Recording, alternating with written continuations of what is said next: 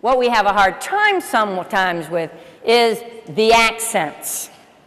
Now, see if any of you can identify with me. Sometimes if I'm speaking to someone who I'm having a difficult time understanding their accent, they'll say something and I don't get it. I don't get it. And so I said, you know, excuse me, could you repeat that? And they do, and I'm still not getting it. So I ask again, I'm really sorry. Do you mind saying it one more time? And they do. Still not getting it. So I don't want to ask another time.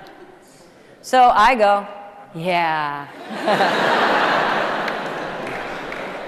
How many of you have done something like that? Yes. Now, the person on the other end of this conversation, somehow we think we've fooled them. No, but they're going to play along, thinking they don't have a clue as to what I'm saying. But they're like, okay.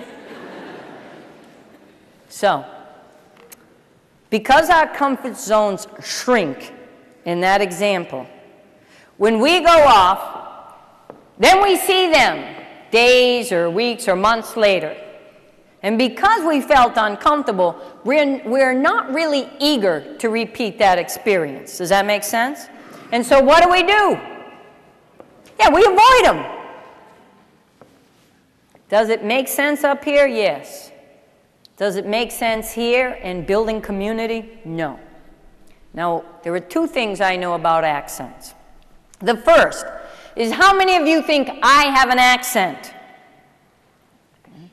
You come home to Boston, guess who has the accent? Accents are relative.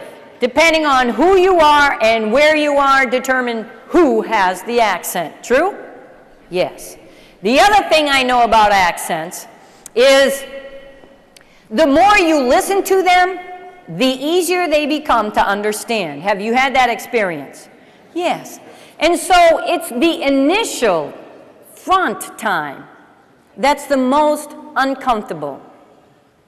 But what I found is once you put that effort into it, it is well worth it.